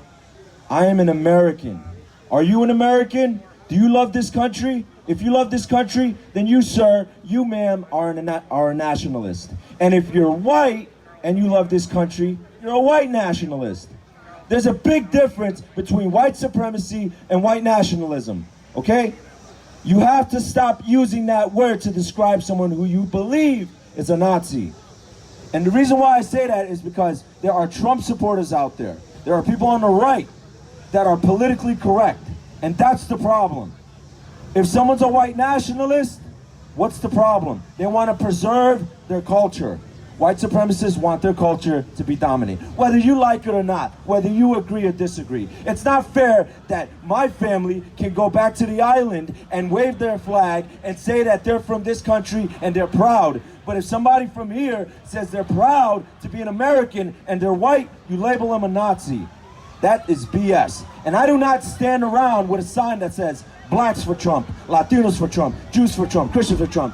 I don't stand with that because if a white man can hold a sign that says whites for Trump, why should I hold a sign that says Latinos for Trump? And guess what? This is probably the most diverse crowd, if that's the way you want to put it, than that crowd out there. I've been yelled at by so many white liberals. They're not even liberals. I don't know where they're at right now. They're on the left. But I'm going to tell you this right now, okay? I don't care what race you are. You have every right to get on this stage and speak your piece. If you are hosting free speech rallies, and this goes to the Trump supporters, there should be no reason why you excommunicate people because you don't agree with their message. I do free speech rallies, but I do open mic rallies. You are allowed to get on the stage and speak your piece anytime. We do this in New York City, okay? We make it happen. And I don't care what weather it is. I've spoken in thunder and rain and mud. I treaded through it, but no matter how much mud I tread through, they will not tread on me, and they will not tread on you. Wake up, America. We are standing right next to the White House. This man is our president, and he's going to be our president until 2024 because of people like that. Donald Trump is your president, but that does not mean Make America Great Again dies when Donald Trump is not your president. We will keep it carrying on. I'm from New York City. We have MAGA NYC, and we're gonna keep doing this. I don't care how many people told me not to come. I came today for a reason. I traveled all the way from Vegas just to come here and speak to you guys, okay? And I'm gonna make it happen any way I can, and we're gonna do it together, all right? And it's such a shame because the only time I see predominantly white groups is the Black Lives Matter rallies, the Antifa protests, these feminazis or whatever you want to call them. It's ridiculous. You know, this is a very diverse group. But then again, if there was only white people here, there's still diversity in the bunch. You just have to look for it, okay? It goes beyond color. So, I'll say this before I go. America is not colorblind, but we are blind by color. And that's the problem. It's not about black or white anymore. This is 50 states of gray. And we have to open our eyes to it, okay? Thank you all for listening. My name is Joe Vival. I'm a hardcore patriot from New York City. I want to make America great again. Stay patriotic, stay deplorable, stay American. And if you're not American, don't you want to be? Isn't that a beautiful question? Building the wall, but the wall has a door. You have to knock on it. America first, not America only. God before that, okay? He's your president, he's my president, he's our president, Donald J. Trump. I'll talk to you guys later. Take care, God bless it. Always and forever, protect free speech. God bless. All right, all the press that's in here right now, it has to be rotated outside, so the press has to come inside. So everybody who's in here right now, except for these two right here, can stay. Everybody else has to go. Everybody else. Everybody else. All the rest of the press.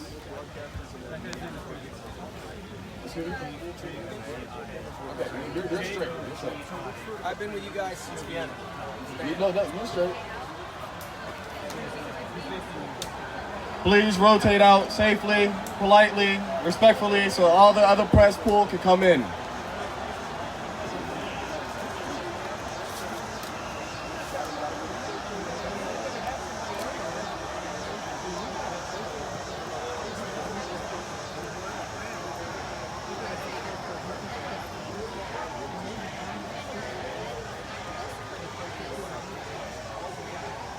Are we still waiting for them on here? Yeah, the lieutenant, captain. Captain. Are we still waiting for them over here or what? No, so the press has already done their rotation, so there are no more press coming in. Oh, okay. I was told that there was more coming in. I don't think so. I think everyone's sort of come through at this time. So. Sarge, are you good? Alright, we're gonna need to cover up the speakers.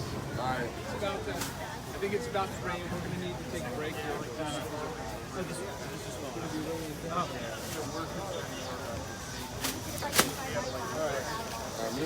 this is the second press. Can we break it down? Or I mean, that's, I would strongly recommend it. Like, everyone's safe. Do you need that extra one probably? Public safety. If you change your mind, let me know.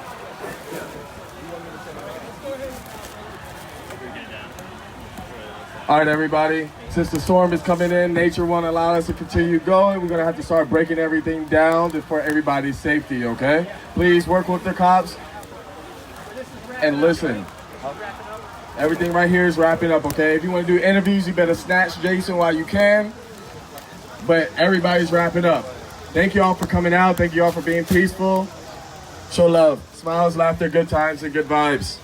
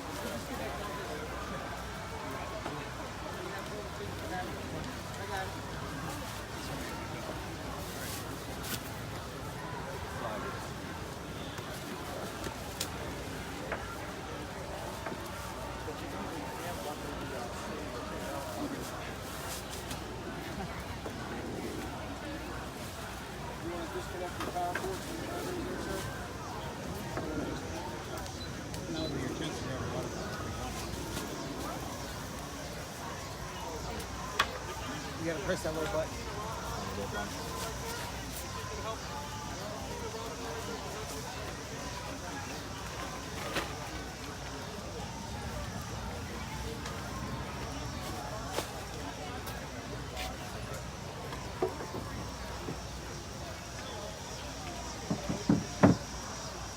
Is your audio still hooked up?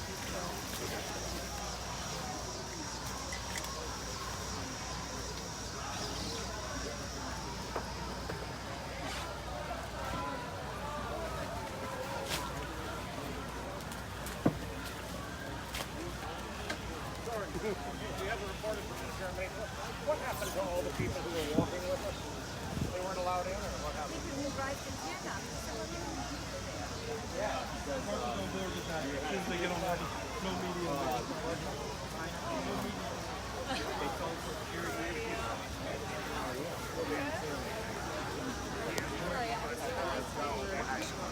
It's about one thing. It's making sure everybody stands equally. That's all. That's why I can stand next to him equally. I'm not here supporting everything, every little thing that he says, but I'm here supporting the one thing that he's majority saying, and that's the fact that our rights need to be withheld. That's all. Can I ask you about how people react to you, how black folks react to you, and how people of color react to you? They seem to react to a person that they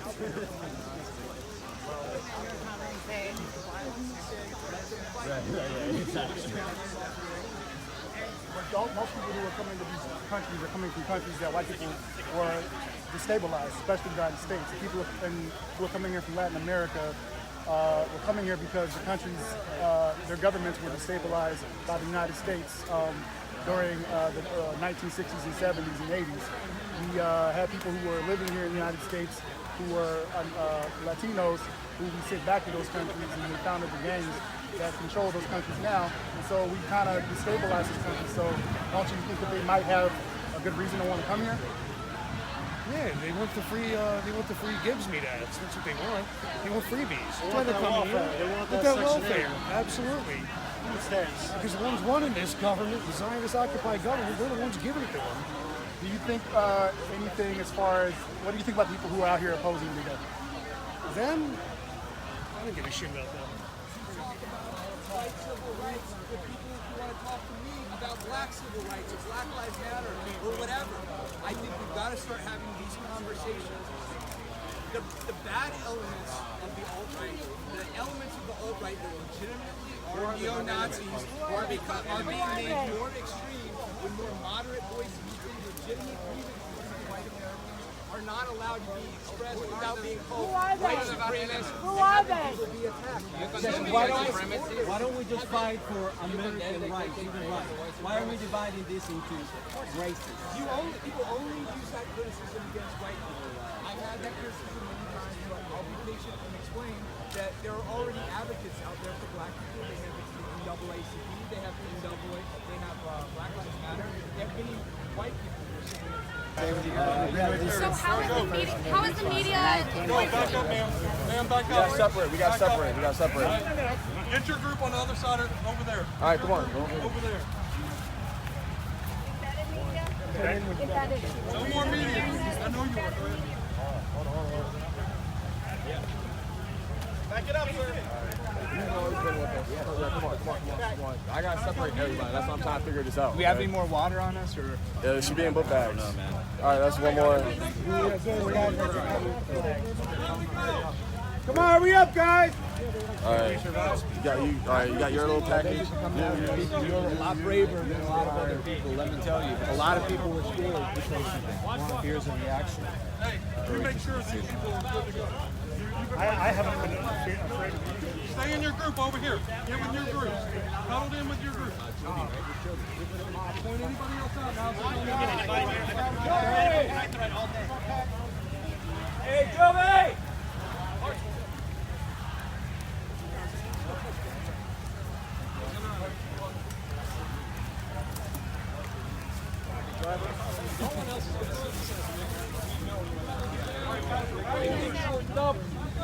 all your bags are ready to go.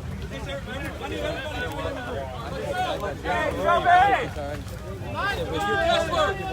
Hey, Kessler! Mr. Kessler! Let's go! Let's go! Do we make sure Joby is, Gentlemen, let's go!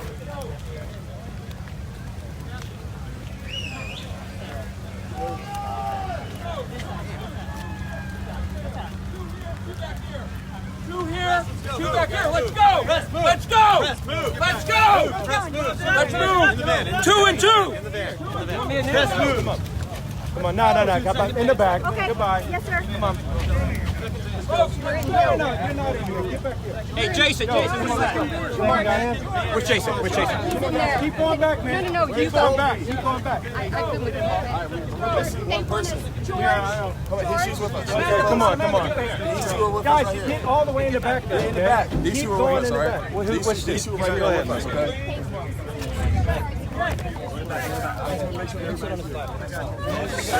She don't want to do that. We can't find Joby. Yeah. The crowd got it.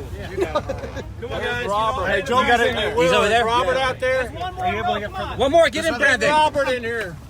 Come here. There's one more row in the back. Hey, there's one row in the back. Look back. Yeah, somebody could guess what it is. Guys, hey, get all the way in the back. Get all the way in the back, man. Please. Yep, we got it. We got it. I'm gonna get. Oh, sorry. I got Can you put it down? All right, we in. Sorry. Okay. Go ahead. Okay. Oh, you're so sweet. Thank you. Okay, we're gonna put that down. Who's the AC? Oh, give him a second. Is there any more spots in here? No. We're 3 in the back. Yes. You don't want to put one in here. That's fine. Yep. Come on. We got one. I'm trying to stay out of the way. Come on in here, You brother. don't want this charge for a moment. I got one spot up there in front.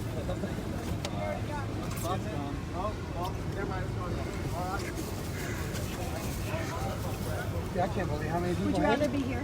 Or are you good? I'm fine. No. Stay here. well, they've been laughing. Like I said, listening to the media, it's been like a terror attack was about to happen. Is it perfect? But we did a good job. We set our main objectives were accomplished.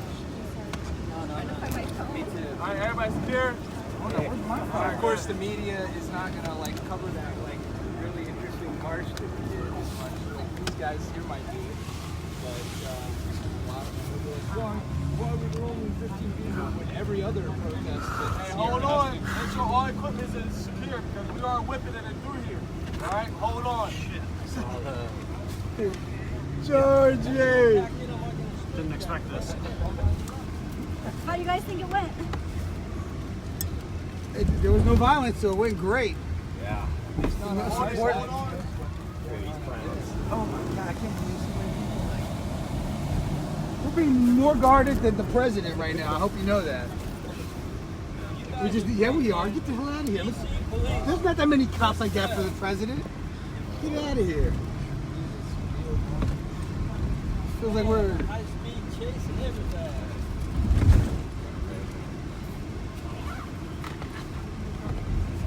Good. All my people's gonna hate me now. I just got this on. You just got this on too? Yeah. Hey, y'all got AC back in y'all good?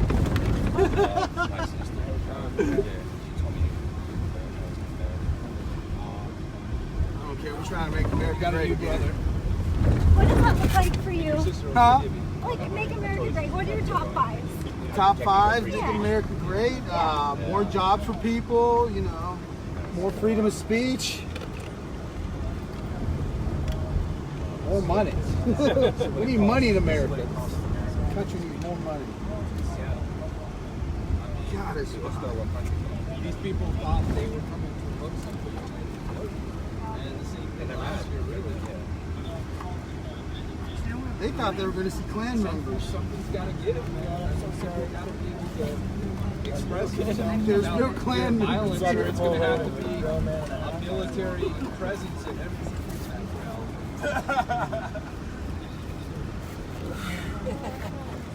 Man, this probably got more covers than That march was something else. Yeah. I'll never forget that the rest of my life. Yeah, I know. God, people were slurring words. Traitor! Yeah, You're not brown! Man, it never fails. The supposed anti-racists are so racist when they find a person of color that they can't own. How do you know the same thing? I feel pretty good, man. You know, my two top objectives of having a peaceful rally that nobody got hurt and upholding free speech were accomplished. I think we validated President Trump's assertion that there were good people on both sides. He was absolutely correct. And hopefully we can, through this rally, help to unify this country and heal some of the wounds that occurred at last year's event. Do you think that your messages got turned around today, or was it actually heard? Who knows how they'll spin it, but I don't think they can spin the fact that we were nonviolent, that we didn't come out, we weren't some cartoon Nazis or Ku Klux Klan or whatever it is they think that we are. So maybe we can tone down the rhetoric a little bit going forward and start to have real conversations with each other. Yeah. Jason, you said you might come back to DC for another event like this. What might that look like? I don't know, man. That's the future. I'm exhausted. I haven't processed this one. Right. I mean, I can't. Do you know where they're taking us? Watch the news. I'm here.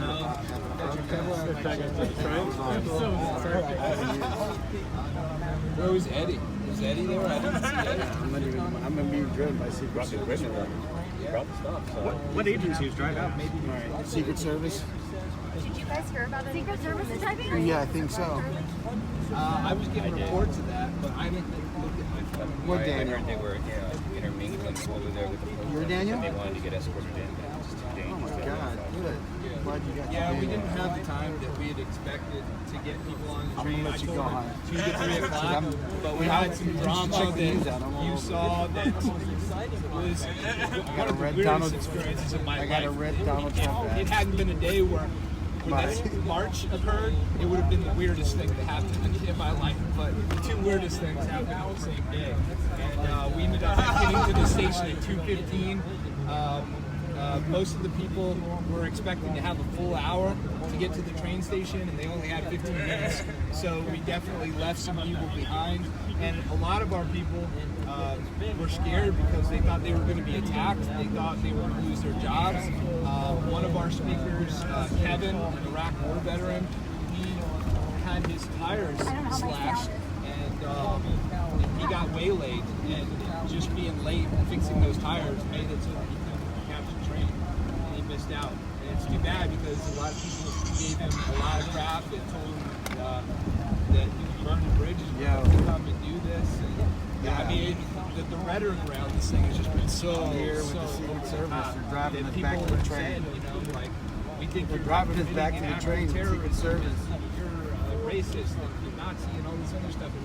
Yeah, it was And pretty it wasn't, cool, man. I hope Everybody was hating on it. as far as my people go, Oh my the good God. people, You should have came.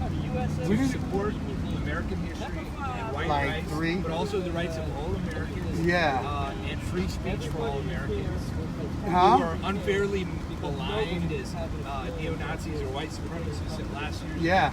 I hope that this helps the public to understand that Me we're a vio very Moreno. diverse group ideologically. Yes. And not to assume that the people Yeah, and you who spoke started too, that so event that's good. wanted to hurt or oppress. This is not a race thing, man. How did you feel the media speech, treated bro. you today? It's difficult to see. soon to tell. Yeah, I mean, I can't see him, so I'm just trying. If you don't want me to, there were a few who seemed to be like should've came, taunting me rather than Exercise just your right, asking you know? questions like about the crowd size, especially because that's the angle that they're going to run with. They're going to Where are you at right now? Like how impactful this was to free speech. I think a lot of them are going to ignore the actual message about civil rights. They're going to ignore the abuse that happened at last year's event, and they're just going to say the brave anti-racists far outnumbered the white supremacists. But those I people will. were You not should see us. anti-racist. We should all They be were on you. very, very hateful people, and they Right in were the front, racist. bro. They were racist. We're not wearing no hats or masks or anything. We're not hiding our Hispanics, faces. They were racist against black people. We heard all that kind of hate from them. did you, what did you No. hear? Not yet. When you were marching, tell me what you guys heard. I heard I had quarters and dimes and nickels thrown at me. So did I. Yeah, I picked them up though. Threw coins at us. Yeah, I saw not just Hispanics calling our Hispanic supporters traitors. I saw white people, white men calling Hispanics traitors like they own them or something. So I think that they were very hateful. I think the liberals think that that they own races of people. They don't. Everybody's mind is free. That's the great thing about it. Hello. People have free mind. Yeah, just to like get Thank you. Hey, open that second door. Need help? Oh, no. You got it? Thank you. Preparada. Where you from? I'm from Oregon. Oregon? You're Oregon. Oregon. Heck yeah. Oh. Oh. Oh, I see. All right, you want to go next? Come on. I got you, come on. My phone holster fell off. I got you. Got a holster back there somewhere? Yeah.